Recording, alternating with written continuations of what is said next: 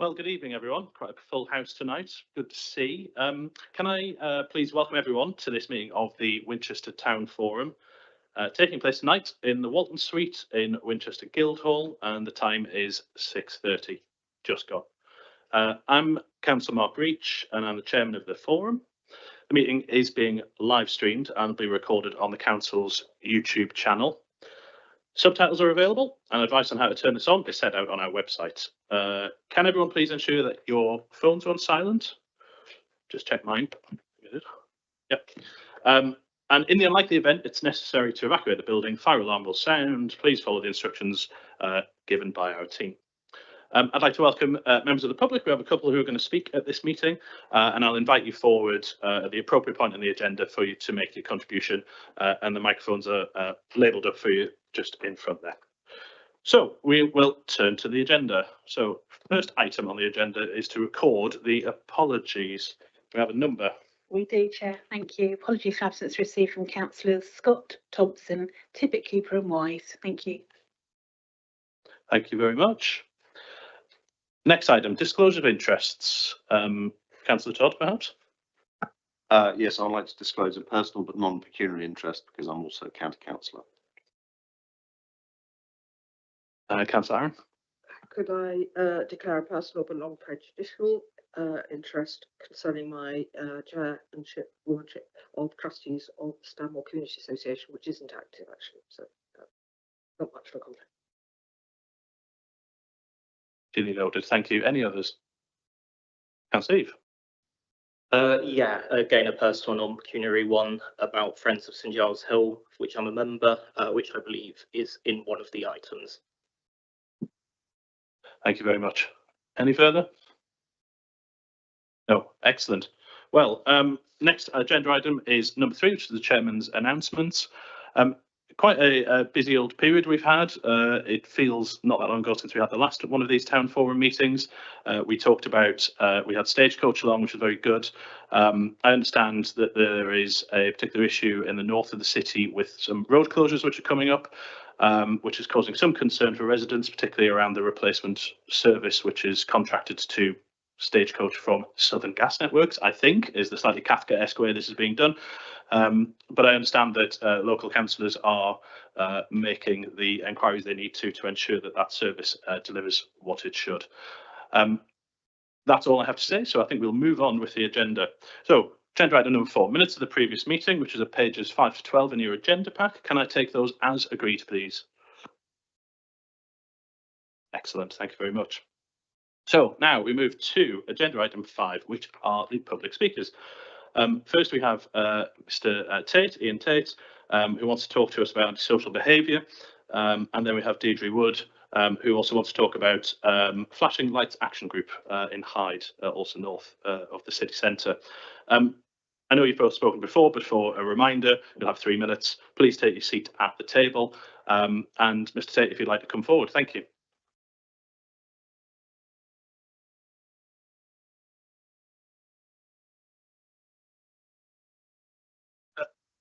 Thank you, Chair, for the opportunity to address the Town Forum. Quite some time ago, I raised concerns over the groups of people who were congregating around the old fountain in front of King's Walk. The area was suffering from considerable antisocial behaviour, with a group sometimes of 10 to 15 individuals openly drinking alcohol, actually taking drugs, begging, and using a lot of offensive language.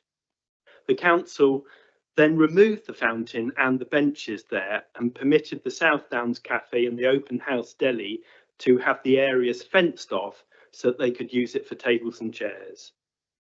Thankfully, this pretty much resolved most of the antisocial behaviour in that area, Middlebrook Street, but the group then shifted to St Maurice's Covert. The public loos were already subject to antisocial behaviour, but things have just got worse. The baby changing facilities, I've raised this probably 3 or 4 times, had to be permanently locked because the cleaning staff couldn't cope with all the drug paraphernalia. The disabled loo is still used by the drug addicts, and over the years there have been 3 or 4 deaths by overdose in those loos. With the construction work on the old Debenhams building, the benches in front of the loos have not been available, so the group has moved to the benches in front of M&S. Saturday the 2nd of November, around 10 people occupied the bench all day, perfectly at liberty to do so, drinking vodka, which they steal from M&S, eating food which they steal from Greggs and Pret, openly taking drugs and using the foulest of language. It makes it very hard for the market traders, let alone pedestrians walking past, to use the stalls and for them to trade. They're smoking there, nothing wrong in that, vaping, but they're letting their dogs urinate on the stalls. A couple of the group were sick because of alcohol consumption, and one vomited on a passerby. One of the market traders was even threatened with violence by a recently released prisoner who's been sleeping rough, someone I know well. I've walked past him today outside of Tesco's. He came out early after he robbed the M&S warehouse because of requirements to use prison cells for other people. I happen to know most of the group quite well. I engage with them. I do some supported work for them. I do ask the question, there is an alcohol exclusion zone in the city centre. There's virtually no policing or enforcement of it. That the stealing from our local shops, once you've stolen once from Greg or Pret, you then ask yourself the question, why will I ever pay for anything where I'm not going to be apprehended? Just on a rare occasion, they'll be arrested. So I think something needs to be done. One small positive point, after 3 years of me lobbying, a couple of days ago, the drinking fountain in St Maurice's Covert was turned on and I've had a drink of that water this evening. But that's the one positive against a lot of disappointment. Well, thank you, Mr. Tate. I know you're passionate about antisocial behaviour in the high street, and this is an issue that's very close to the hearts of many people, many members around this table. We don't normally allow comments on such, but if just give me a moment, Councillor Morris. It's a point of order whether, while you can make general comments about this antisocial behaviour, we're very careful about identifying specific individuals if there isn't any sort of legal basis for doing so. I appreciate your comment. I'm going to make some general remarks in response to Mr. Tate. If you feel they're not in order, let me know. I've just come from a meeting with residents on Great Minster Street. Councillor Murphy was with me as well, hearing from them firsthand about antisocial behaviour in and around the city. It's a complex issue.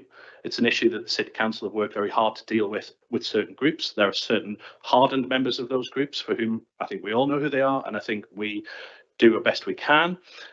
We met with residents around probably about 6 weeks ago as well to discuss these issues. I was very pleased to see that Hampshire Police sent the officer who's responsible for the beat in Winchester along. It was fascinating to hear firsthand from the police what they have to deal with, how they try and deal with it. The issue is very complex and it goes back a number of years. It goes back with the fact that police have had a reduction in numbers in Hampshire. We also understand that the nearest custody suite is some distance away as well. So if someone is arrested in Winchester, that ties up a significant amount of police resource for a significant amount of time when they could be out doing other work. This is a very, very complex issue, and it's something that we cannot do justice in this short time that we have now, but it's something I would gladly talk to you about outside of this meeting, something perhaps we can talk about at a future town forum more fully. It would be very good to hear from the police, who we normally get once a year to come down to this town forum, to hear the work that they're doing as well, and the restrictions and the strictures they're under. So I'd say all I can say to you, Mr. Tate, is that we agree. I don't think anyone comes out. I don't think it's particularly healthy for many people, and it's something we've got to get a grip of. But it's a complex issue that's going to take some time to do. And I thank you for bringing it to the attention of the forum. Councillor Morris. No, that's just my only point. Thank you very much. Did anyone else want to say anything before Mr. Tate? Councillor Beckett. Thank you. I think it's fair for me to respond as the Cabinet member with responsibility for antisocial behaviour. We do work very closely with the bid rangers to make sure that they are keeping an eye on what's happening on the high street. We do have, you shake your head, but they do. The police are also regularly patrolled down the high street, and where they see antisocial behaviour, where there is a criminal element to it, because not all antisocial behaviour does reach that threshold of being criminal behaviour, they then step in as well. They've been very active in the past few months at issuing criminal behaviour orders. So where there is behaviour going on, such as thefts from the high street, they have been issuing people with those orders, which means that people are not allowed to enter the high street. So they have been tackling it, but as Councillor Rich says, this is very complex behaviour that we do try and address. We have very good outreach services through Trinity, through the night shelter, through NHS inclusion. We have lots of services there, but unfortunately there is this group of people who are incredibly hard to deal with. So you can shake your head at me, Mr. Tate, but the fact is that it is incredibly hard to deal with these people, and we use every resource that we have available. And I wish it wasn't the case that they were there and they had these issues. And I wish that we had the resources available, such as drug and alcohol rehabilitation at a reasonable price, for people to be able to access and get the help that they need. So the behaviour isn't nice, and it's not nice to be exposed to, and I do appreciate that. And I, more than anyone, wish that the parents' room in by St Maurice's Cupboard was reopened. But we do what we can. I will raise the issue with officers again and make sure that our antisocial behaviour officers are checking and making sure that where there is behaviour, it is being addressed and appropriate authorities are contacted. But unfortunately, given societal pressures these people face, sometimes we do need to treat them with a little bit of compassion and understanding that the lives that they lead are incredibly difficult, and I wouldn't wish that on anyone that I knew. Thank you very much, Mr. Tate. Thank you. Mrs. Wood, would you like to come forward, please?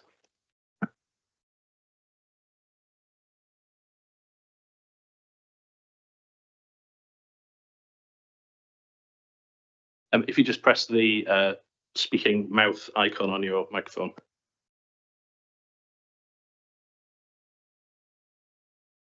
Is that all right? Can you hear me? Okay, I'm Deirdre Wood. In June last year, the Town Forum was kind enough to let me speak about the growing unhappiness felt by those living in Hyde Street regarding the heavy traffic along our road.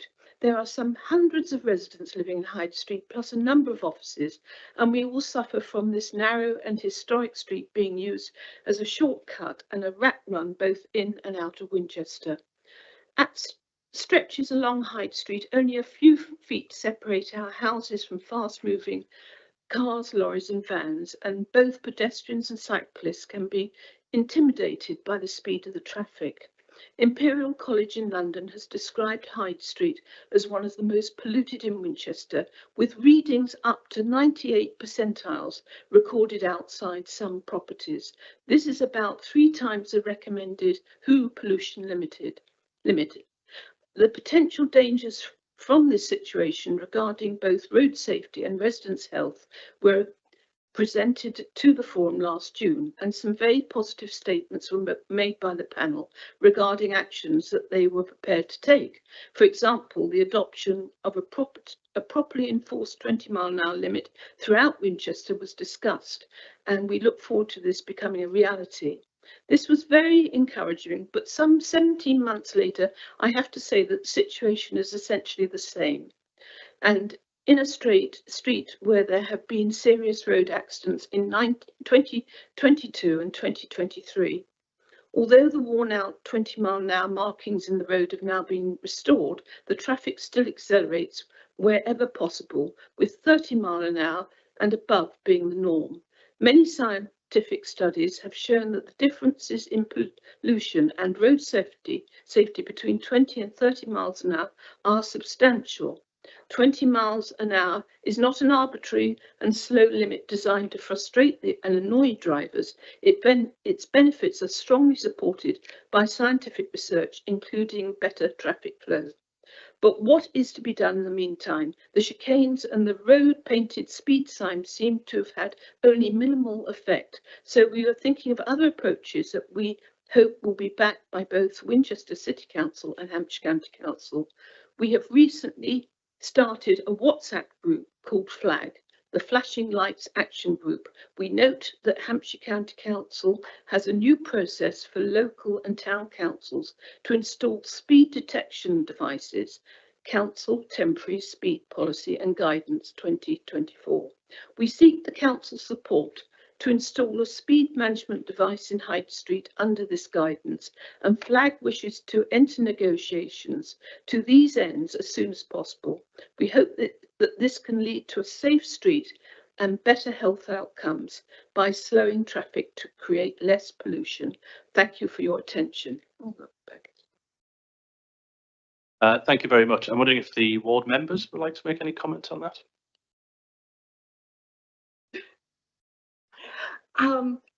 Predominantly, this is a Hampshire issue, so it's unfortunate that Councillor Hiscock can't be here tonight. He's at the Winnell Forum because we are here. We are completely supportive of your statement and your feelings. We know from the time that we spend walking along Hyde Street just how dangerous it is, and the speeds at which vehicles do travel along it, and the respite that you have probably had recently while it's being resurfaced from the traffic. I wonder if Councillor Batho wanted to say something on behalf of Speedwatch Winchester, which he...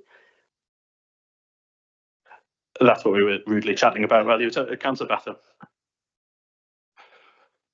Thank you, and welcome, Deirdre. We've obviously met a number of times on the High Street while we've been doing our Speedwatch sessions.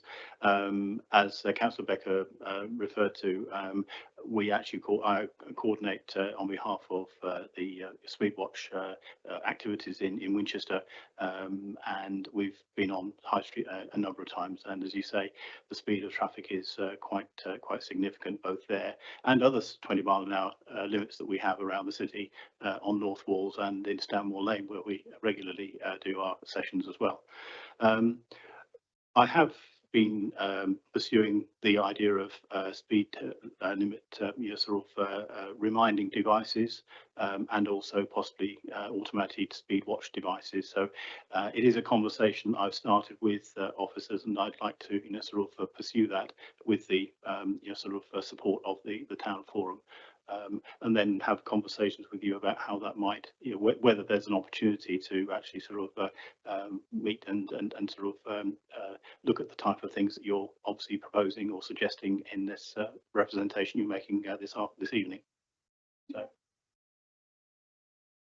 we're just starting the conversation, so it's fortuitous that you've sort of come here this evening, but no, there's nothing sort of formal that we're able to respond to. But I'm just saying that that it's not something that has been forgotten.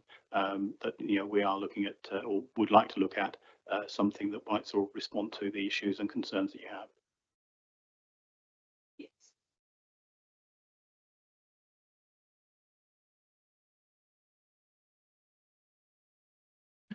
So I think on that, there's county council in the room who I'm sure will be more than happy to take it away as a sign that if it needs to be replaced. All I would add, just before I invite Councillor Learned to comment, all I would add is that the experience in Wales, where the 30-mile-an-hour blanket general rule was reduced to 20, led to a reduction of average speeds by around 4 miles an hour. So the scepticism that these schemes work, I think, is misplaced. I think I share your frustration that if these schemes are in place, they should be properly enforced. This isn't optional. People should be driving at the speed limit, and if they're not, there should be enforcement in place for them. Councillor Learning. Thank you. Like others here, I'm very sympathetic to this. As the Cabinet member with responsibility for transport, we do keep pushing with county on our desire for speed reductions across Winchester, where it's 30 down to 20 and where it's 40 down to 30. And it's a hard slog, although we have had some quite productive conversations with the current leader of the county council, who is quite sympathetic. However, we need to push that into more of the policy arena.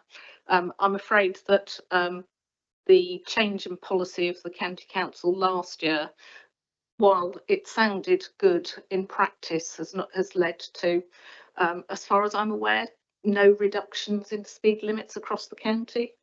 Councillor Todd may well want to say something about that, but it is something where at every opportunity we as a council are plugging for this to happen.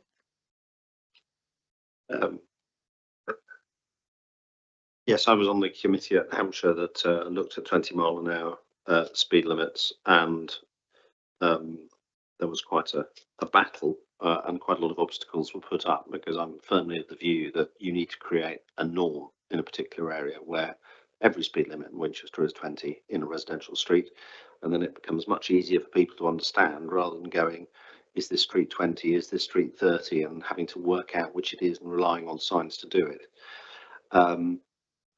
That, as Councillor Lerney has pointed out, that has been made quite difficult by the conditions that were put in place in order to implement that kind of policy. I think that success in Wales is changing the national policy context in a helpful way. And I was looking at the agenda for upcoming what's called universal services meetings, and there is a request for a review of the 20-mile-an-hour policy, precisely because it hasn't been implemented at the scale and in the way that people wanted. As a county councillor, I'm also looking for what are called livable neighbourhood schemes and other type approaches which can help have a wider impact in slowing speeds. I think it isn't, signs can be very useful, and there's a comparable sign to the one you have that you've talked about on Sleepers Hill, which is made possible because it's a private road. And we have had them in the city in the past before. They are quite difficult to implement, because they're quite difficult to do in the city, unfortunately, because firstly, in urban areas, you're more likely to get vandalism, so they need to be quite high up. And secondly, following the county council's private finance initiative for lampposts, they can't be put on lampposts anymore, which means that the actual number of places you can put them is quite limited. But it is something that we want to actively pursue. It's because the lampposts are no longer owned by the county council; they're owned by a hedge fund somewhere. But you know, that doesn't mean it's impossible, and I know that's something that Councillor Batho is looking at. But I think it needs to be part of a wider programme to look at how we can reduce speeds in the city and make it safer and more attractive for people to walk and cycle. One of the advantages of, I mean, there is a problem with the gasworks currently being done on Worthy Road, but there is also work being done to make it more attractive and pleasant for people to walk and cycle, whether it's from Kings Barton or Kingsworthy, to get into the city. And if we get to a point when we can reduce traffic and just create a norm that there are more people walking, cycling, not feeling so compelled to use their car because it's safer and more attractive to use other options, then I think we will also be creating an environment where 20 miles an hour, which is an important part of that change, has more traction. So I'm a strong supporter. I've been advocating it at the Hampshire County Council for as long as I've been a county councillor. I was actually in the room when we were negotiating the extent of the 20-mile-an-hour zone. And I can't quite remember what argument I came up with. I think it might have been fairly spurious, actually, but I said, well, it's not really going to work unless you put Hyde Street into it. And we actually came up with the logic that said, I think it was because we said if we've got 20 miles an hour in Jury Street, then it's ridiculous to have people speeding up as soon as they've gone over the crossing. And that was the argument we used with county officers at the time to say that they needed to include Hyde Street. So I do feel, alongside the then county councillor Fiona Mather, some sense of ownership for having got 20 miles an hour into Hyde Street, and I am very keen that we keep working to get slower, safer speeds in the city, with all the interventions that are needed, not just signs, but all the other things that need to be done in order to make it a safer and more attractive place for pedestrians and cyclists and for people who visit. We are slightly pressed for time tonight, so can I make a suggestion, if you're amenable? Councillor Batho is a significant, advocate for this, and he is constantly campaigning internally and externally on this issue. Could I suggest that you have a meeting outside of this session to see if it's possible to take this forward, understanding the constraints that Councillors Lerney and Todd have said, to see what could be done. I understand there's people are very passionate about this right across the city. There are countless examples elsewhere in the city. In my ward, and Councillor Murphy and Councillor Aaron's ward, St Cross Road is 40 miles an hour, which is just absurd in this day and age that we have speed limits that high within the urban area of Winchester. So, Councillor Batho, could I give you an action perhaps to take away and meet with Ms Wood and Flag, and see what we can do and report back for the next town forum? Wonderful. Thank you very much. And again, thank you for bringing it to the forum's attention. We really do appreciate it. Thank you.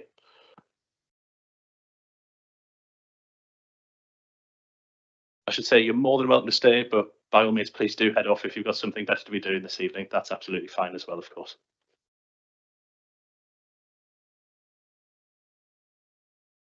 So we'll turn now to agenda item number 6, which is the Town Forum Grants Programme update.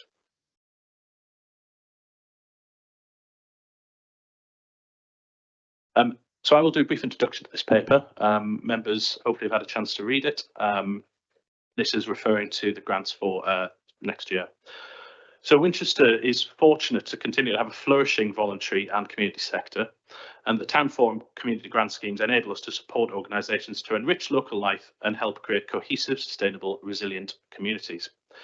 Now, the purpose of the paper is as set out in the recommendations, but I think it's important that we call out the successes and achievements of the grant programme in 23-24 and the revised criteria for applications in 24-25, which are in line, more closely in line with the town vision outcomes. The paper also outlines the important role that members provide in terms of supporting the community engagement process, and the grants team continue to provide additional support to facilitate this. So the team are running a webinar, which will be incredibly exciting, on the 25th of November from 4 o'clock with some previous recipients of the grants who will be providing an insight for members into how they use the grant and how they set their group up. We will send out sign-up details, of course, but I would like to encourage all members to attend the event. We've got this pot of money. We don't always fully utilise it, or it's sometimes a bit difficult to get the full use of this pot. So please, please, please do make time to attend that. What the thrust of the paper, though, is seeking approval for the requested approach to the budget saving, which it was required from the Winchester Town Account Informal Accounts Group, which we will discuss later on as well. For the next financial year, that's a saving of £10,000, leaving the total budget allocation for as £60,000 for the grants. The £10,000 budget, the details of how that saving will be achieved in the next financial year will be made, but primarily through a small reduction to the community grant scheme, Place the Crowd, and also to citizens' advice. I should stress as well that these particular citizen advice are in receipt of grants from other groups as well. So while we don't want to be in this position, we feel it is a proportionate and reasonable reduction to be made, and the appropriate groups are obviously already aware. So, is there anything else you'd like to add? Not much more to add. I mean, just in face of the budget, we do have some difficult decisions to make, and this is one of the first of the decisions we've been making. We do recognise that there is a small reduction to Place the Crowd and Citizens' Advice. They are small reductions in terms of the overall funding that we give from the general fund, which tops up the this portion of money. We also would like to encourage members to continue with us, engaging with us in terms of allocating the rest of the funding for the rest of this financial year. Like I said, there's most of the information's in the paper. Like I say, the start of the difficult decisions. Thank you. Thank you very much. Do you have any questions on the paper, please?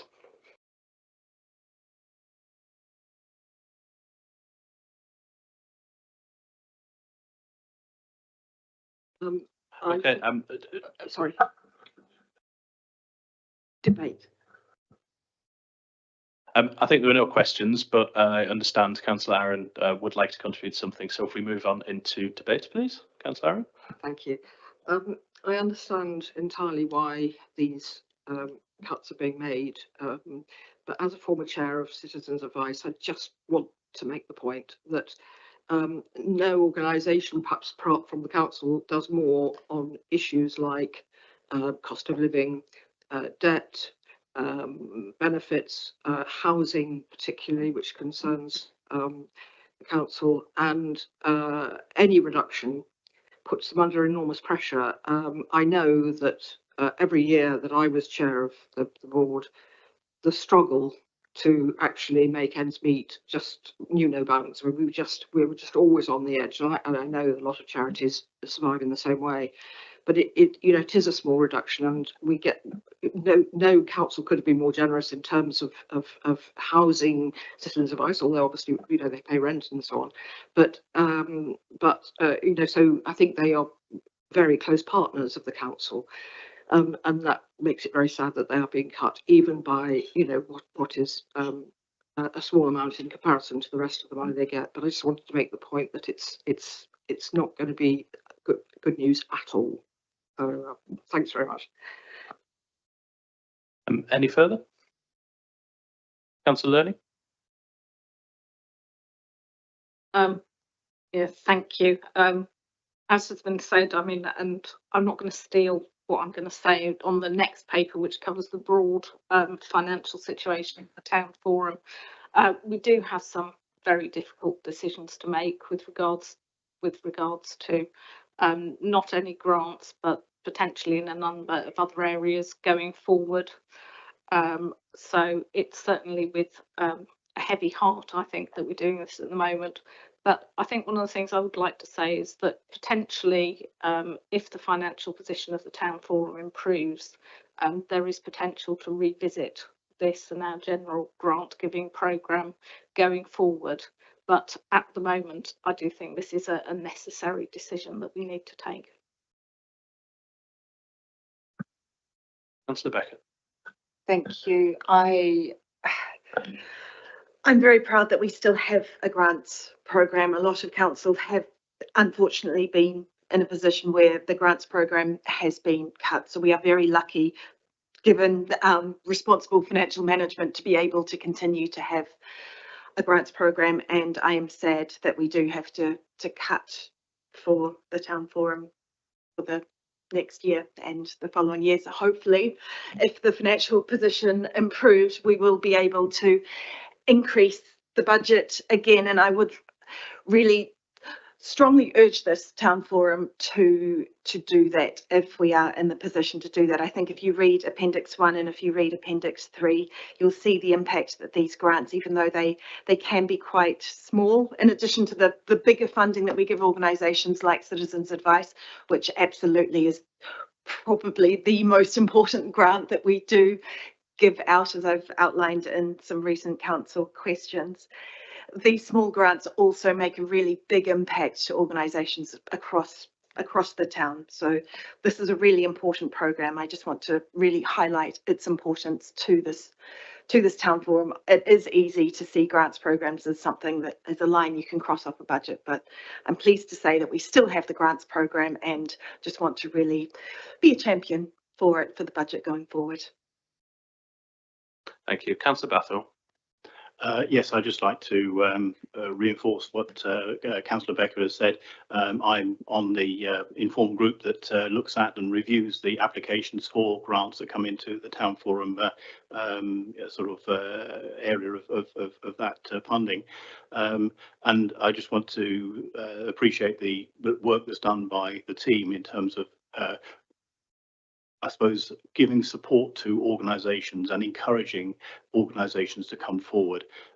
Part of the vision was actually that we would have a way of encouraging and getting sort of other parts of the society and community that haven't previously been engaged to come forward and actually start societies and sort of groups that actually then provide a benefit to the wider community. So I think that's something that's obviously been reflected in the way the grants are being sort of distributed this year.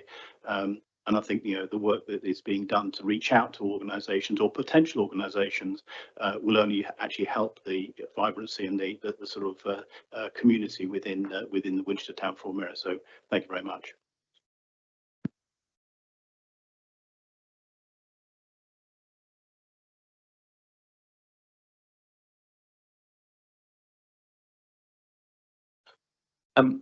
Any further debate? Oh, well, I think if you turn to page 14 in your agenda pack, we requested, the town forum was requested to approve that item at number 1 at the bottom of the list. So forget 1, 2, 3, 4, 5, or don't forget it, bear them in mind. We're being asked to approve the second number 1. So I'm looking for approval that the town forum approves that the £10,000 budget saving for 2025-26 is achieved by a reduction of the £5,000 to the Winchester City Community Grant Scheme and a reduction of £2,500 each in core grant contribution, citizens' advice and play to the crowd. Is that agreed, please? Yeah, thank you very much, and thank you.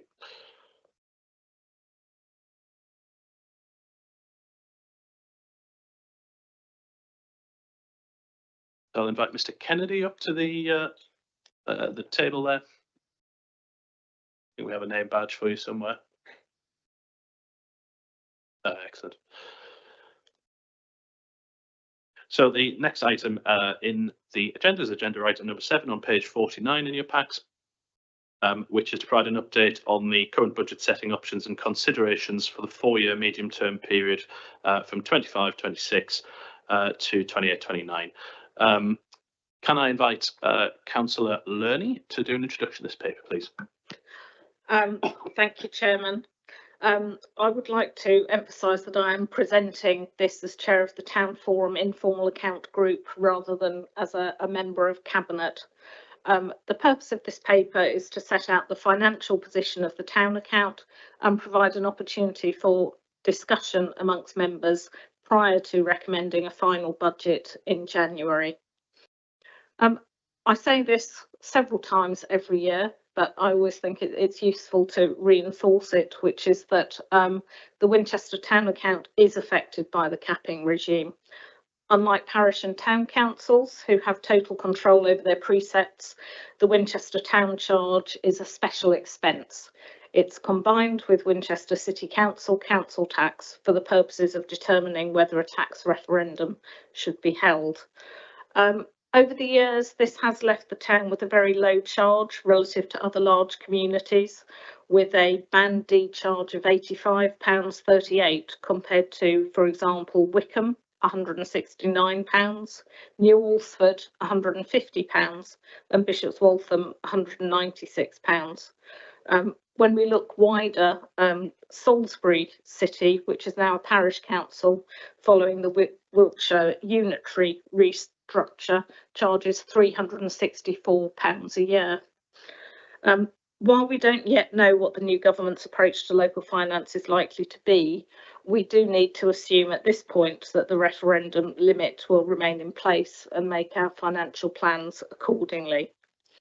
We have a number of pressures on the budget. The new King George V Pavilion and what will be the new River Park Pavilion are adding costs with, at the moment, very uncertain income levels. Combined with recent high inflation, that means the Town Forum is having to look at some difficult decisions, including the grant cuts covered earlier this evening, and is very constrained in what we might be able to do over and above what we do at the moment. The good news, however, is that we are projecting a stable financial position. Expenditure reviews are also underway, which may provide opportunities for rebalancing expenditure. With regards to capital expenditure, we have an annual budget for play area refurbishment, which is funded from revenue. And while most of our community infrastructure levy is currently committed, we can anticipate more coming through over the next few years. I think we're anticipating that some of the work we've been doing about nutrient neutrality will start to see more planning permissions being built out and more funding coming in. I would like to say actually as well that while I might say, oh, it's all committed, that's great. We're actually spending our community infrastructure levy where many councils are leaving it sat in the bank. I think it's important that we actually celebrate what we've been doing. Yes, we're kind of going, oh, these buildings are costing us more money. We have a fabulous new building in the new pavilion, and we've got another fabulous building on its way in terms of what's going to happen at River Park. So stable, but needing a lot of watching is my summary of the budget at the moment. Mr. Kennedy, would you like to add anything to that? No, I don't think I've got any further comments. Thank you, Tim. Thank you both very much. I'll come to questions from members in a second. I guess it would just be useful for me if you could contextualise the relationship between what we're talking about here and the council's broader TC25 project. The interaction between the two would be interesting to know. I just note that if we look at our budget, we see that there are some lines in there that are compounding at around 5% a year, which is quite scary. Eighth wonder of the world and all that compound interest. So curious to know how those two projects are going to fit together, the medium-term plan and the TC25. Councillor Lerney, I think. Yes, I mean, clearly the City Council as a whole is facing needing to reduce its expenditure considerably, and we're looking at making savings wherever that's possible. But a lot of that is around trying to do things better, not just doing less. So it is quite a complex programme, and Councillor Todd may like to add something to that. The key areas that we're looking at in terms of the town forum expenditure surround what we're doing about in terms of cemeteries and our grounds maintenance contract. We do have an item following this one on the grounds maintenance contract. And I would say that while we're looking for savings, that is up for retender in a couple of years' time, and given the way contract inflation is going, that may actually put further pressures on the budget rather than necessarily providing opportunities for savings. But that does mean that if we look very closely at what we're doing and think about whether we want to manage some areas differently and what benefits there might be from that, as well as, you know, the potential drawbacks, that will be helpful. We do have Campbell Williams here to talk about, and Andrew Turner to talk about that particular contract. So I don't know if you wanted to direct any questions at them while we have them here. I can see Campbell giving me daggers, but well, I think they're expected to talk on their agenda items separate. So I think it's okay. You know, work out your answer well. Thank you. I think that does go some way to clarify or to contextualise what we're trying to do here. Any questions from members, please?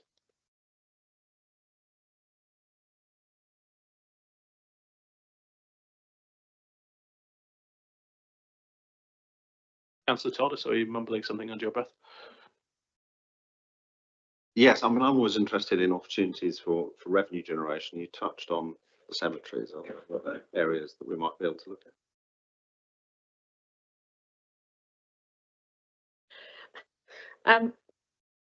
The main areas of revenue for the town account are around our sports pitches and related buildings. So that is an area which we'll be looking at, but clearly we want to keep those at community charge levels rather than looking at full commercial return. But then that is something that the town forum may want to consider going forward, about whether we manage that rather more commercially than we have. But again, that will be a very difficult choice to have to make. But clearly there is also some benchmarking that we can do to make sure that we are charging the market rate for community organisations. Thank you. Councillor Becker. Sorry, this is kind of in response to that. It's not really a question. It's to say that we are looking at that, and sometimes we are considering whether in fact we charge slightly less in order to encourage more use in some of these activities. So it's not as simple as saying to improve revenue, we need to increase prices. Sometimes we actually look to decrease prices in order to utilise the assets and to maximise the utilisation of those assets. So those are the conversations we're having, which just highlights how complicated this issue is and how lengthy the conversations have to be. Thank you. Are there any further questions from members? Councillor Bathurst? Just a clarification in terms of the cemeteries. Which cemeteries are we talking about in terms of the sort of locations of those within the town forum area? Thank you. Again, that's complex because we have some older cemeteries which are no longer, I was just going to say live, but that's that's not quite what I meant, which are currently managed mainly for nature, so covered within the ordinary contract really, rather than within what we're doing around cemeteries. The big, essentially the big issue is the Magdalen Hill cemetery, where we do have many years of space for expansion, but actually it's not being used very much at the moment. So going back to Councillor Becker's comment about maybe we need to lower prices to get more money in, then we need to think about that, and also think about, currently we charge a very high charge for people who don't live in the town who want to access that cemetery, and that's something which we do want to look at, partly in the context of maybe offering parish councils the opportunity to buy into the cemetery in the same way that they contribute to cemeteries in parished areas, which does enable their residents to be buried there more cheaply, if that's what they want. I know there's certainly an issue in where I live in Harestock, because it's part of Littleton and Harestock Parish Council, although it's in Harestock is in St Barnabas Ward, where residents of Harestock cannot be buried in Littleton, but are paying through their parish precept towards managing that cemetery. But then they have to pay double if they want to be buried in the town cemetery. And those are some of the things that we'd like to have a look at. Thank you for that. Yes, only two things, certain life of death and taxes, and those two things are synthesised nicely in this issue, which we will discuss at a future town forum meeting under agenda item. Well, we will talk about it when we will discuss it under agenda item 10, but it is on the future work programme. Councillor Murphy. Yes, as Councillor Rich has already mentioned, we've just come from a meeting with local residents, and I think one of the things that came through that is how much the use of the public spaces in Winchester is changing, and in particular it's becoming more restaurant based, food based, but also changing the pattern of tourists coming here as well. I mean, how much does what you're doing here is what looks like a trend of change being reflected? And does that put more pressure on, different pressure, or it change things in any way? I think changing patterns of use are interesting across the council. I think it's important to say that Abbey Gardens, for example, is a district resource rather than being covered by the town account. So we do manage some of those issues slightly separately. I think we are seeing changes in the use of our open spaces, and also changes in what people are asking of us. Now that does cause conflicts. For example, we do want to encourage tourists to go up St Giles Hill, which is managed by the town, and that obviously that would be a good thing, but that does create other pressures.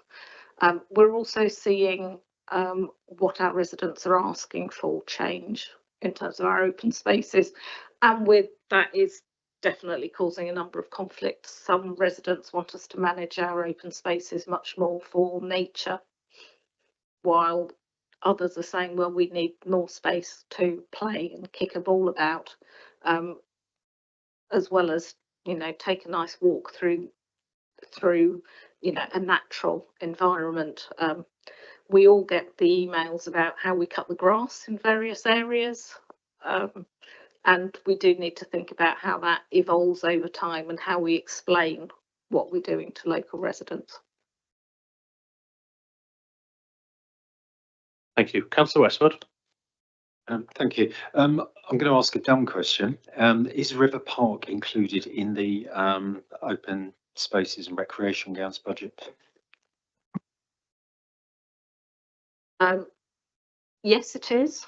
Although that is the area of open space, not the brownfield land of the old leisure centre. Thank you.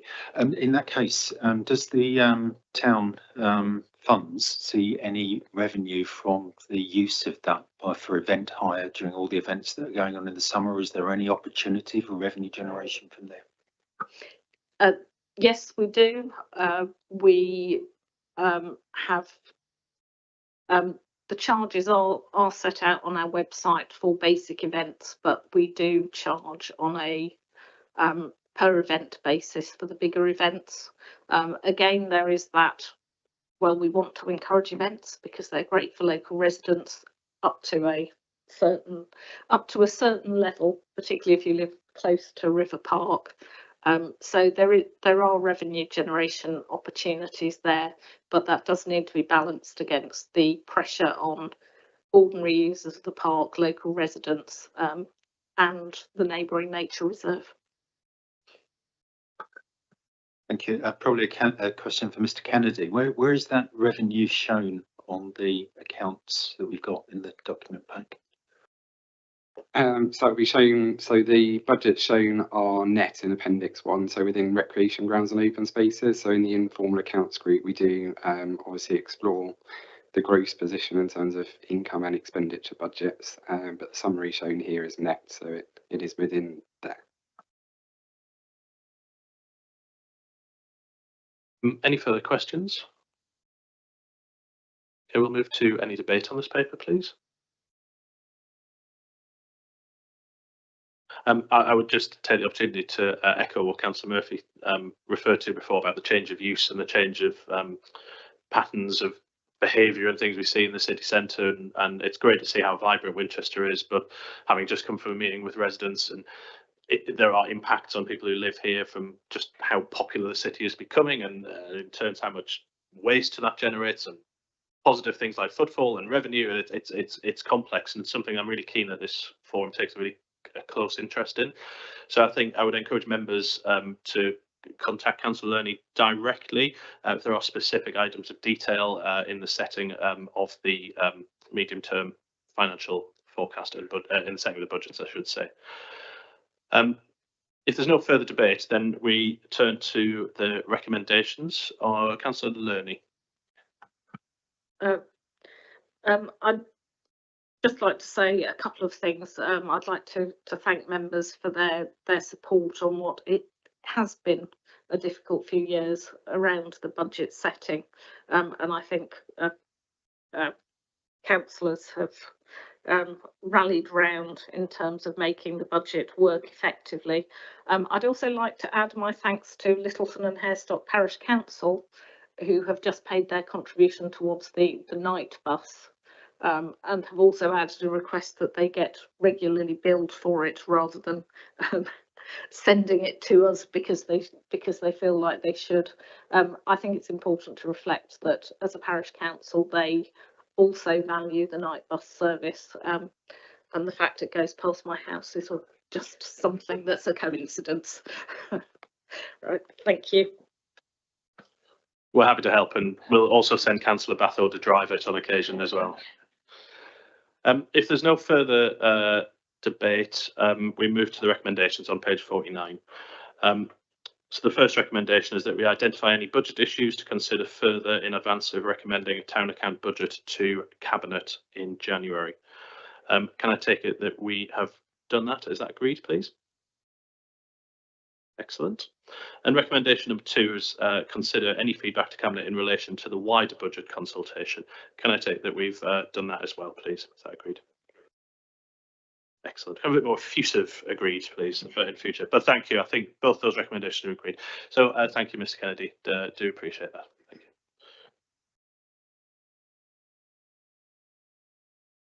you. So we now move to agenda item number 8, which will be a presentation from Messrs Turner and Williams, who sat over here, So we'll hand over to you now. There'll be a presentation which will also be available on the council's YouTube as well. So I'll hand over to you. Thank you.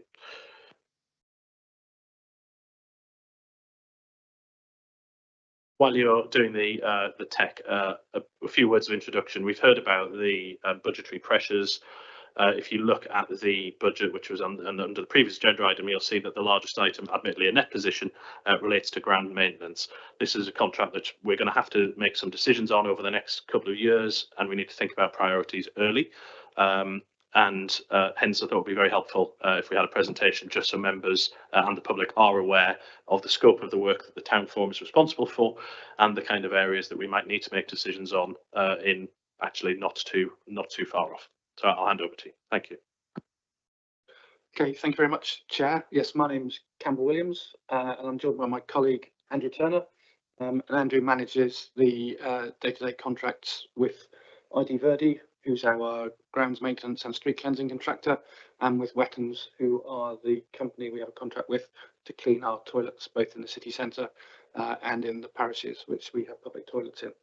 So what are we going to talk through? We'll cover some of the things we've talked about before, about what ID Verdi and Wettons do, but also about how we manage them and what change is coming, because that then plays into the discussions this group may have in the future about what priorities they seem to have and want to have, and what we do next. So not going to talk too long. As I said, we'll share the slides after this. So just sort of setting out what the town forum pays for in Winchester, and ID Verdi do the grounds maintenance and street cleansing in Winchester City Centre, and we only have one contractor who does that, and they operate across the whole of Winchester City Council area as well. But in Winchester, in the town forum area, as has been mentioned, we look after a couple of the big cemeteries, so Magdalen and West Hill, plus all the central parks, with the exception of some of them, as Councillor Lerny mentioned about Abbey Gardens. There's also the sports pitches, which includes the ones in River Park Leisure Centre, and as Darren mentioned, that some of the income from that is netted off. But there's also 25 play areas which get monitored. And on top of that, there is also a number of open spaces. And so what you're able to do as a member of the public is you can look online and you can see all the things that we maintain and monitor. You can't at the moment see which ones the town forum pays for and which ones the sort of city council pays for. That's quite a complex thing to do, but you can see. So I'm going to show you a couple of pictures of what that looks like in a minute. Here's just as an example, 25 player areas. That's the one up in Orams Arbour. I'm sure you can all recognise that. So that gets safety inspections on a regular basis. And has litter clearance and maintenance of those facilities, and as a result, it's well used and well looked after and safe to use. And there's a number of those dotted around the city council, particularly in Winchester. If you look at this map, you'll notice hopefully we're in the sort of left-hand corner of that, or left-hand middle of that. That's central Winchester, and this is going to show when I change it, and that will show all the bits of grass in that area that IDV maintain, and so this data is all online for people to see, and the different colours of grass. And if I go back a slide, you can see which the grass appears. There's quite a lot of it. So you've got St Giles's Hill, you've got the Weirs, you've got a number of different places, and you've got Abbey Gardens, and the different colours of grass represent how often we cut those, and how frequently we cut those. And actually, a big part of the job of Andrew and his team is monitoring ID Verdi to make sure they cut in the right places at the right time, and to make sure that not only do they do the grass, but the next slide also shows where they do hedges and shrub beds and shrubs not in beds, and they have to be managed alongside bird nesting seasons. And at the moment, for example, they're out clearing a lot of leaves in these areas which aren't shown on that map. Sadly, not all the leaves have fallen off the trees on schedule, so we've got some more work to do there. But that sort of shows you the level of detail which we're going into, and we know the square meterage of each of those locations, and you can see those online, and you can sort of see how those get managed. In terms of finances, the budget that we have for ID Verdi, and these are sort of the net costs. We've got open spaces and sports pitches and cemeteries are the are the big costs which we have, but there's also a contribution to the cost of cleansing the central toilets, which is shown up there as well. There are some things which happen separately. So where, for example, we've got a new sports pavilion at King George V, there are things there which have happened, and in terms of maintaining that and getting it open, some things we've added on, and there are some variations to the contract which we have where we lose sports pitches and we add sports pitches and they come on and they go off. So there's a number of examples. If you look at the new leisure centre, that used to be a football pitch. We used to have a contract to cut the grass on the football pitch. Built the leisure centre, don't need to cut the grass on the football pitch because it's now a leisure centre. So that sort of stuff gets moved around. In terms of how we monitor those, we've got a contract management team of 5 or 6 people who are based in the depot at Bar End, which is co-located with ID Verdi and the same depot, which is where Biffa are at the moment, who are the waste and recycling contractor. And their job is really to make sure that the investment we make in IDV, which as a city council is about £2 million a year in terms of what we spend, they make sure that the things on the contract are the right things on the contract. They add variations, take work off, and are out and about checking on what's happening and planning what happens, and are able to respond to resident requests. One of the interesting things we have in the contract, which I think is really helpful, is that we have a couple of hit squads who go around and about on a sort of ad hoc basis rather than being committed. So if we need to go and do something in particular, we can send them out to go and cut shrubs if they're overhanging a footway, or we can go and ask them to go and pick up litter or those sorts of things, which gives a bit of flexibility, which is really helpful. The other thing is really helpful. We've got a whole range of eyes and ears, some of whom are sat around the table, who let us know when those things need doing, and that's really helpful. So I'd encourage you to keep letting us know when things need doing, so we can respond to that. So they do go out and about and look at things at the moment. For example, we're out and about looking at leaf collection, because that's one of the things we're doing at the moment. That's well underway. But they also have regular contract meetings with the 2 contractors, and they also look at a lot of pictures which come through. And I think this is one of the ways in which the contract management job has got slightly easier in the last few years, and that digitally you're able to get pictures of what's happening and where the issues are immediately, whereas probably 5 or 6 years ago it was in a car and going out to look at it, and now you can see it.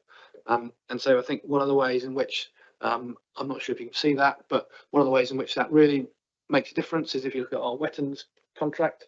As and when the toilet cleaners are out cleaning the toilets, they're marking off when they've cleaned them, and so that's a sort of footage from one day on their inspection, and they also attach photographs so that when we can see when they've cleaned them and we can monitor them and see what's happening. And I think that's easier for us, but it's also easier for Wetlands as the organisation to manage the performance of their staff. So I think IT is one of the things we can do more of in terms of monitoring. I mean, a lot of stuff we do is on WhatsApp at the moment, which is a slightly informal way, but it's actually quite a helpful way of doing it. So where this all leads up to is as I said, we have a contract at the moment, which is an 8-year contract. That started in right at the end of September 2019, and that was an 8-year extension of an original 8-year contract, which started in 2011. And in 2027, which is sadly not that very long away now, we are going to have a new contract, and that isn't one we can extend. That will be a new contract.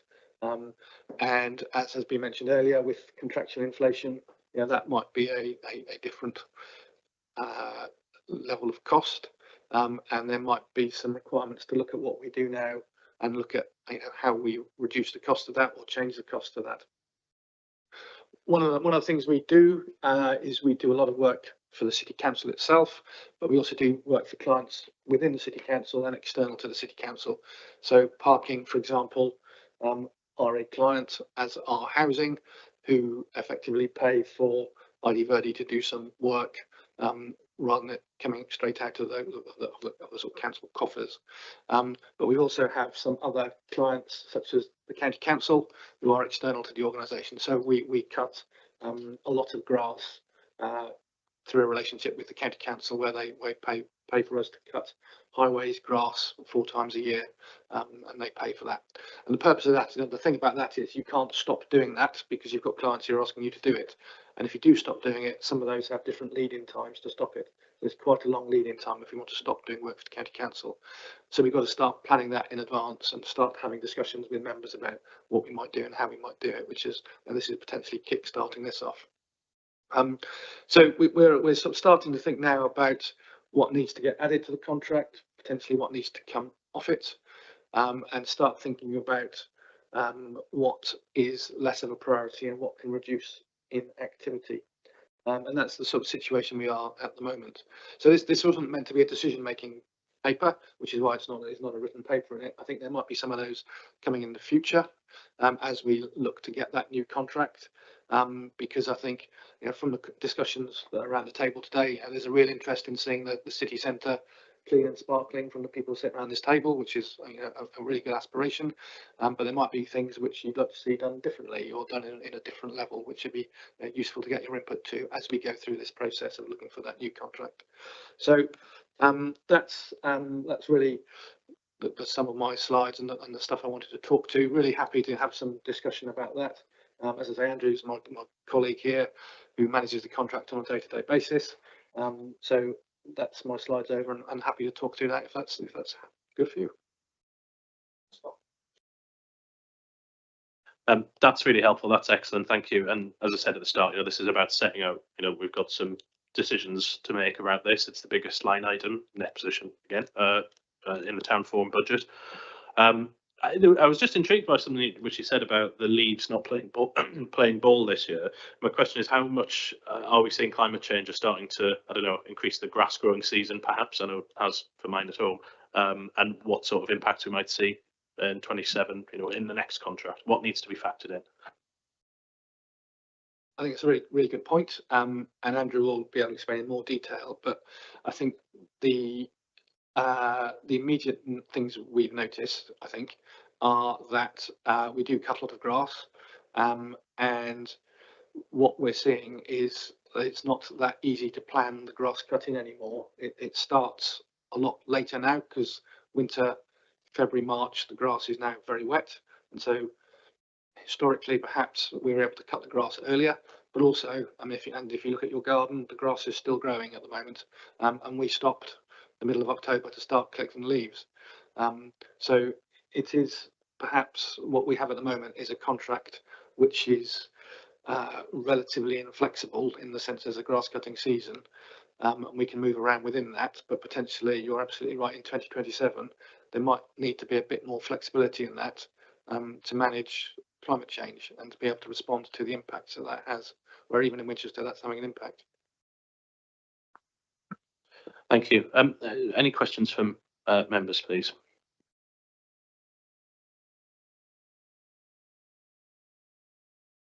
Councillor Morris? Appointed Councillor Batho. So Oh, sorry. Sorry, Councillor Batho.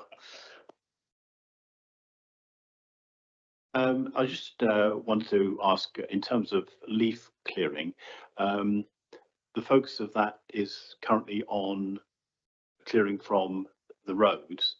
One of the aspects that as a council we're trying to encourage is increasing walking and cycling. Is there something that we could do to increase the level of clearing of the pavements or the footways to encourage that?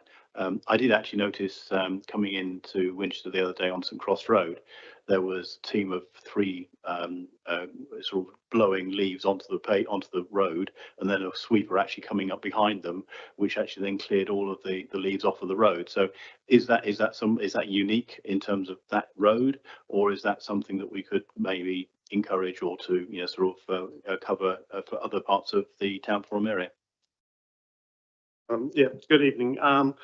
We do what happens is this time of year, and it's a plan that we've been running for 6 or 7 years now, is that we run 2 HGV sweepers with 2 blower operatives, and they do sort of Romsey Road, places like that, where there's high footfall on the pavements, and we target the areas where there are obviously where there's trees, but we also run two other teams. So those teams both have a vehicle, so be a driver and two blower operatives, and they would target areas like around schools. So they did up by King's School the other day. So they would blow out this sort of little avenue up to the school, and then the sweeper will come in and assist them.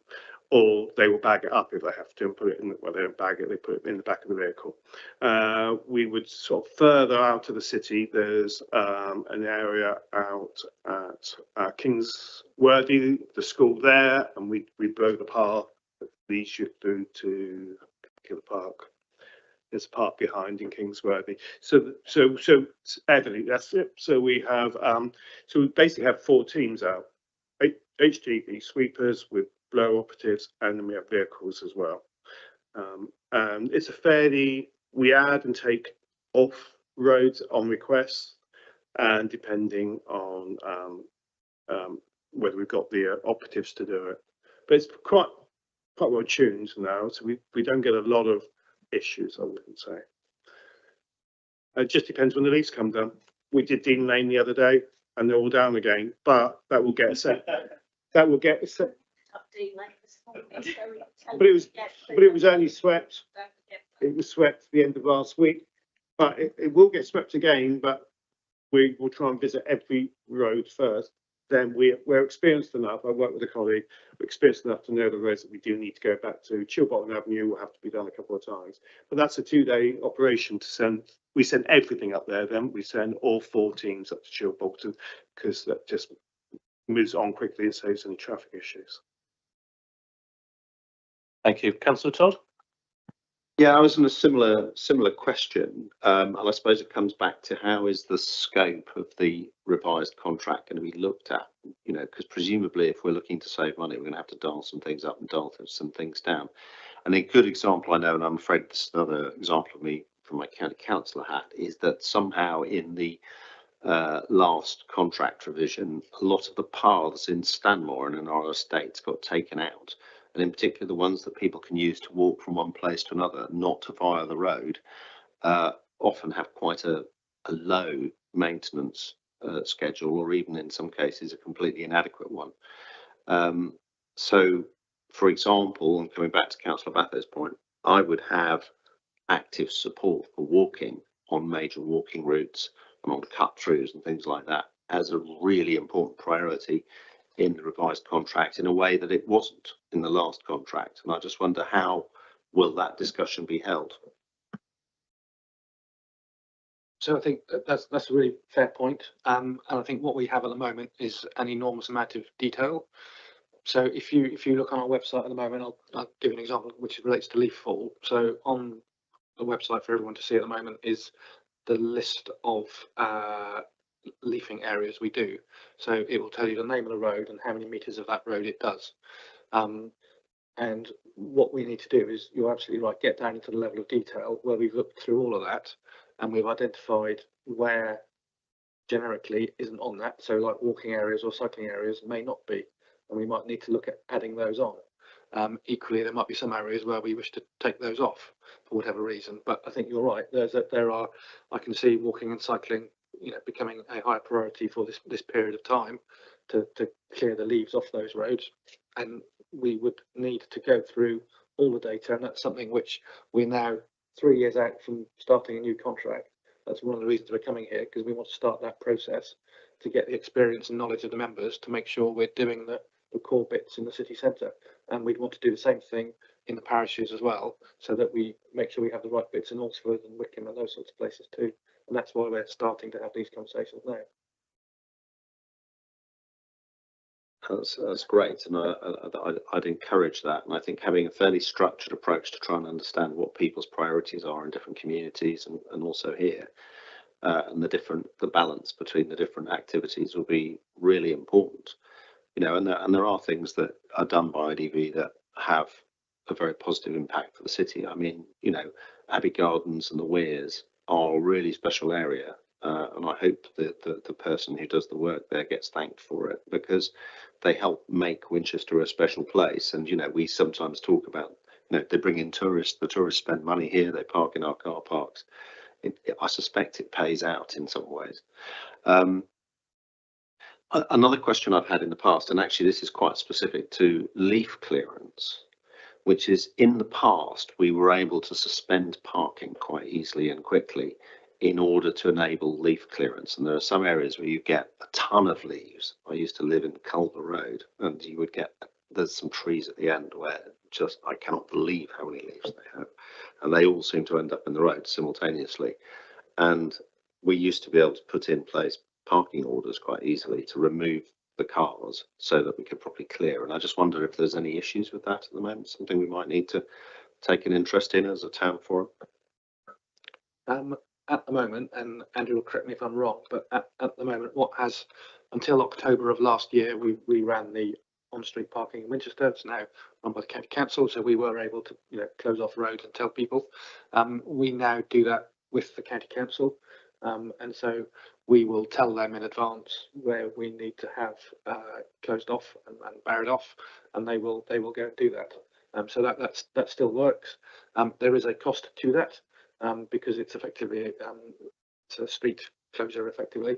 So whereas historically we weren't paying for that, now we do have to pay the county council because they send people out to do the work. So there is a cost to that, which we didn't have to bear before. But the actual closing the roads, moving the vehicles out of the way and cleaning them, Culver Road being a good example, we still do that with the county council. So can I just clarify for members of the forum that the county council charges us to go and clean their streets, and is this a kind of rational and normal approach? And how much does it cost us? And is this something that perhaps county councillors should take away? Yeah, I mean that they're charging because they have a contract with NTL to go out and put the cones out and the signs up, and there is a cost to that. Whether it's us or you want to do it to have a street party, you know, there is a cost to that to the county council. It's not a huge amount of money. It's a couple of £1,000, but if you go back to the first conversation about you know, giving grants out, you know, it's a couple of £1,000 we're not spending there, which we could be spending somewhere else. So there is a cost to that, but it's not a massive cost. Thank you. Councillor Battle. Yes, I'm just interested, obviously, in another life. You're also dealing with the refuse and waste collection. We've just invested in a electric waste truck and HVO fuel for the other vehicles. What capacity, what sort of could we require any new contractor for this maintenance contract to do in terms of investing in electric vehicles to provide the service?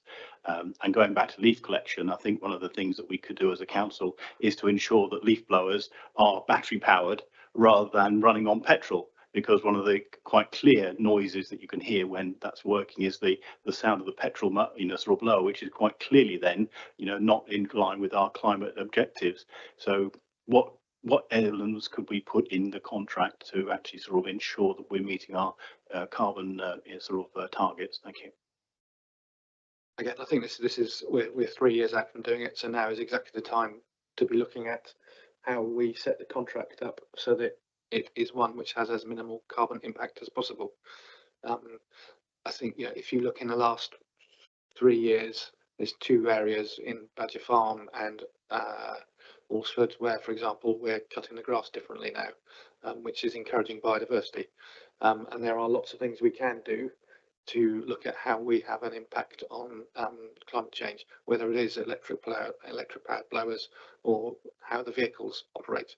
So I think now is the time to be looking at that, and again getting the views of members on what's important and how we take that forward. And this is the starting point of that, and I suspect want to do that in a structured way so that we make sure we have the right locations cut and the right areas done. A really good example of this, you mentioned waste and recycling. So we've just done a reroute of waste and recycling, and just by rerouting all the routes, that's saving about 10% of the mileage. We haven't done anything differently. So regardless of what sort of fuel it is, it's a really good thing to do because we're reducing less mileage by just travelling less far, and that hasn't had to change any fuel.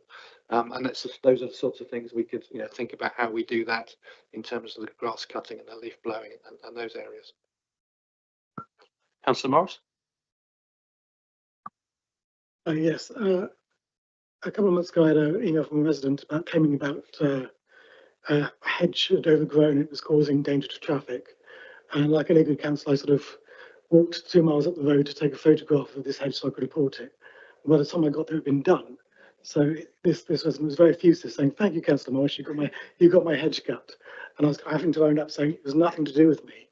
It was scheduled for being cut anyway. And this leads me into my question going, is there a way of creating better awareness of what ID Verdi's actual schedule is for leaf clearances, grass cutting and hedge cutting, so that residents can look at the website or whatever and go, I see that my grass is being cut next week. That's on schedule, it's already going to be taken care of. We don't need to worry, we don't need to sort of panic, and we don't need to contact our councillor. So is that information available? So you're absolutely right. I think one of the things that we used to get lots of questions about is when is my grass getting cut, and you know, what grass are you cutting? And so online there is now, everyone can see what we cut, and there is also the grass cutting schedule, which tells you the order and how many days they spend in each area. So they'll spend 4 days in Golden Common cutting grass, then they'll go on to Oswaldbury or wherever it is. So you can sort of see that. What it doesn't say is the dates that that's going to happen. And one of the issues, as we've said, is if it's very wet or if it's very dry or if it's very cold, things will start going out of sequence because of the ground conditions. But again, this is all stuff that actually in a new contract, we can say one of the things we really want to do is enable us to engage with the residents about this. So where are the vehicles out? Because some people will be interested in that. You might be able to show that if that's important. You can do that with other types of vehicles to see when it's coming, because people are really interested in that. And I think, you know, a digital contract going forward, one that really makes the most of this, because whilst it's a bloke cutting grass with a lawnmower, or it's a lady pushing the bin up the high street picking rubbish. There are, you know, ways you can make that more engaging with the resident, because they're doing a really valuable job, and one which everyone is really supportive of. And how do we make people understand that? Is a really good question. Thank you. Councillor Murphy? Yes, actually a very basic follow-up from that as the newest city councillor. You've mentioned on the website that you've got that information. I actually can't find it, so I was wondering if you could share it, certainly with me. But I suspect you can save everybody lots of time afterwards. You can send an email around with it, because it does sound incredibly useful, and then it does sound also might be one we can publicise in one of the newsletters or elsewhere, and actually, given you've got this amazing information available, make sure people have a chance to see it. Yeah, we can do that. That's not a problem.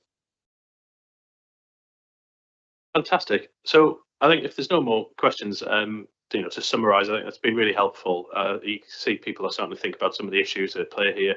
We do have some time to think about that. It'd be really helpful again when you share the slides, just to, if you could set out, you know, next steps and this, you know, how this process will play out, just to get people thinking about the kind of decisions we're going to have to make over the next two years or so. So thank you very much. That was really appreciated. Really appreciated. We look forward to hearing next steps. Thank you. So we move on now to agenda item number 9, which is on informal groups. Councillor Tibbet Cooper can't be here, but I can give his update, which he would have given were here. Primarily the two issues that the Heritage Group, forgive me, I forget what we branded it as, but what used to be known as the Heritage Group, culture. Two main items are related to the Buttercross. So the Buttercross, again, a product of a very wet and warm year, which I guess we'll see ever more of, has developed a rather fetching green fringe. You can't go and jet wash a scheduled ancient monument, so it's going to take us some time, but that work is scheduled in the spring to clean the Buttercross and bring it back up to its former glory. And the other item, which was hot off the press today, relating to Hyde Abbey Gateway, which the application for the maintenance and pigeon proofing and all associated works went into Historic England this morning. So that's a good milestone reached on that project as well. Do we have any other updates from the informal groups, please? Councillor Batho. Just to sort of report back, and I'm sure Councillor Becker can jump in and add anything that I've forgotten. In terms of KGV, there was a path that was being constructed to join the Garrison Ground element to the multi-use games area at KGB. That work has been underway, and I think it's probably complete by now. I've not been down there to check, but I think it was reported as being complete now. Then in terms of Talavera Road, I believe that's now started as well, in terms of the replacement of the play area there. In River Park, I don't know whether reported last time, but certainly the access road, or the sort of main path through River Park has had its top surface redone, and I now think makes a big difference to that element of the park. There were some dug areas which were created as a part of a negotiation with the Environment Agency in terms of balancing the flood risk. Those, I believe, are being filled towards the end of this year, possibly early next, with planting and some barriers to try and prevent people from going from one side of to the other. So those are the main things to come out from that informal group. Councillor Becker, anything I've Sorry, just to confirm, it's not the access road, it is the central walkway down the middle. I didn't want people thinking it was the rugby club road, which is still in a poor state and does need to be repaired at some point in the future. I just wondered if you wanted an update on grants as well. Grants. Sorry, the meeting we had last week. Oh.